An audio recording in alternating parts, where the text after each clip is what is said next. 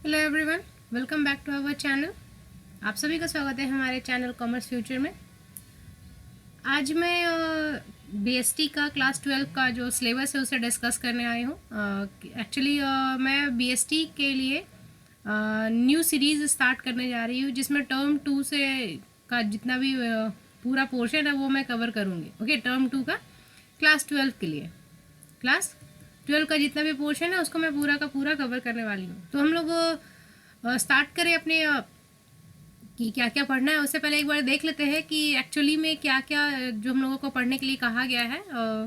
CBSE की तरफ से जो इशू हुआ है नोटिस, हम लोग सिलेबस उसी को हम लोग एक बार देख लेते हैं। ओके, तो जैसे यहाँ पे हम लोगों को दो पार्ट में पढ़ना होता है। दो पार्ट है, part A and part B. Part A में आपका है staffing, directing, controlling. Part B में आपका है financial management, financial market and consumer protection, है ना। यहाँ पे इसके मार्क्स जो है वेटेजेस इस साइड से दिए हुए हैं, साथ साथ में इधर आपका प्रोजेक्ट वर्क दिया हुआ है। ठीक है, अब हम लोग देख लेते हैं कि पर्टिकुलरली हर एक जो भी हम लोगों का यूनिट है उसमें पर्टिकुलरली हम लोगों को कौन से वाले को पढ़ना है। ठीक है, तो अगर हम लोग बात करें तो हम लोगों का सबसे फर्स्ट है हम लोगों का यूनिट 6, जिसको कि आप स्टाफिंग के नाम से जानते हैं, है ना। यूनिट 6 है हम लोगों का स्टाफिंग वाला। तो यूनिट 6 में सबसे फर्स्ट है हम लोगों का स्टाफिंग में कॉन्सेप्ट पढ़ना है आपको, इसका इंपॉर्टेंस पढ़ना है, स्टाफिंग का प्रोसेस पढ़ना है, रिक्रूटमेंट का प्रोसेस पढ़ना है, सिलेक्शन का प्रोसेस पढ़ना है। बेसिकली इसमें इसका मीनिंग अंडरस्टैंड करना हम लोगों को कि सिलेक्शन का मीनिंग क्या होता है, रिक्रूटमेंट का मीनिंग क्या होता है, उसके में स्टेप्स क्या होते हैं, उसके सोर्सेस क्या क्या हो सकते हैं, है ना। तो इस तरीके से है। और इसमें और एक हम लोगों को पढ़ना है, वो है हमारा ट्रेनिंग एंड डेवलपमेंट। तो ट्रेनिंग एंड डेवलपमेंट मतलब कि जो लोग जॉब पे आ जाते हैं उन लोगों को कैसे ट्रेन किया जाए, या फिर उन लोगों को जॉब पे रहते रहते कैसे उन लोगों का डेवलपमेंट होता है, उसके लिए तो ट्रेनिंग का दो मेथड होता है। एक तो होता है ऑन जॉब, दूसरा हो जाता है ऑफ जॉब।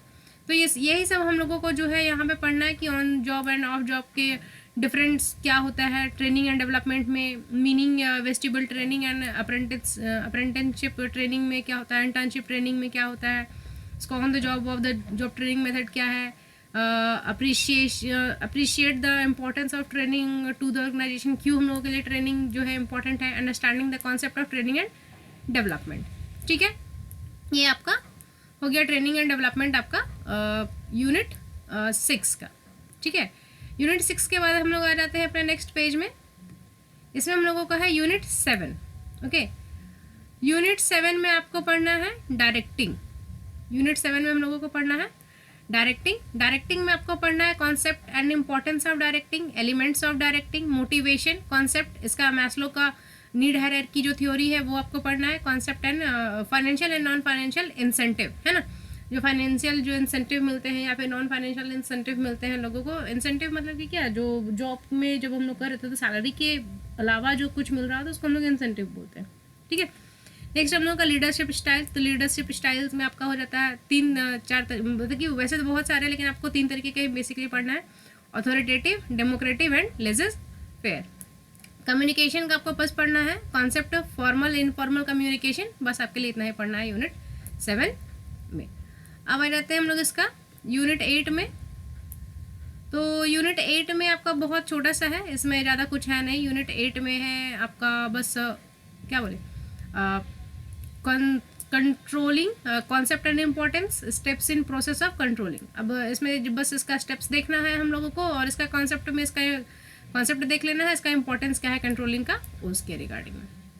बस इतना ही था। यूनिट 9 जो है वो आपके लिए इम्पोर्टेंट है। यूनिट 9 में है आपका, यूनिट 9 है आपका फाइनेंशियल मैनेजमेंट। ये पार्ट बी में हम लोग आ जाते हैं। 6, 7, 8 आपका पार्ट ए का था, पार्ट बी का है आपका फाइनेंशियल मैनेजमेंट। फाइनेंशियल मैनेजमेंट में आपको पढ़ना है कॉन्सेप्ट, रोल एंड ऑब्जेक्टिव, इसका क्या क्या कॉन्सेप्ट है, क्या रोल है, क्या ऑब्जेक्टिव है, वो हम लोगों को अंडरस्टैंड करना है। वही चीज़ यहाँ पे भी है, concept, role of financial management, objective of financial management. फिर यहाँ पे है फाइनेंशियल डिसीजंस जो जो हम लोग होते हैं इन्वेस्टमेंट को लेकर, financing, dividend, meaning and factors affecting. तो यहाँ पे हम लोग उसको भी कर सकते हैं, discuss the 3 basic decisions on the factors affecting them.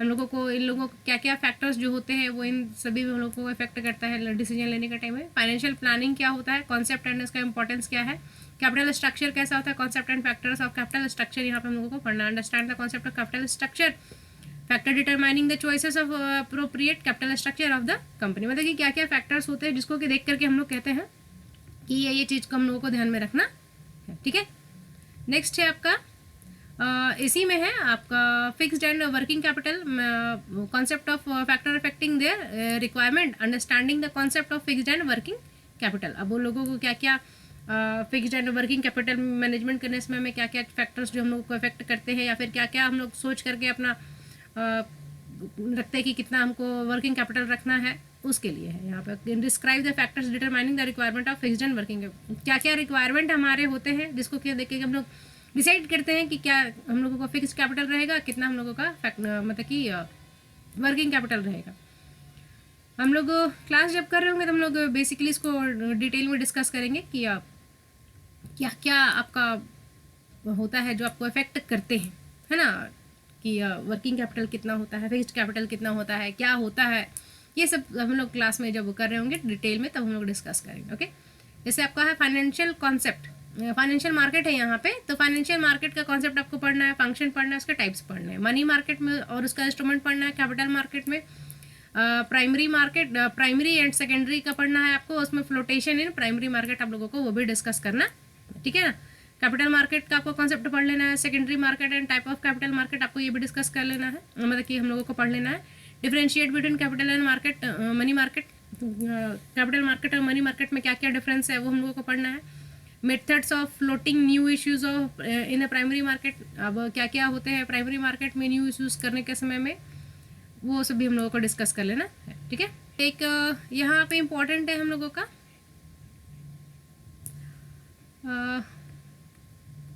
Stock exchange का मीनिंग हम लोगों को एक पढ़ना है। स्टॉक एक्सचेंज जिसको कि आप कहते हैं, तो इसका मीनिंग स्टॉक एक्सचेंज का क्या होता है, इसका ट्रेडिंग का प्रोसीड्यूर क्या होता है, meaning of stock exchange, explain the function of the stock exchange, trading procedure in the stock exchange, giving the meaning and depository services in the demat account used in the trading, demat account का कैसे कैसे use होता है trading के time पे।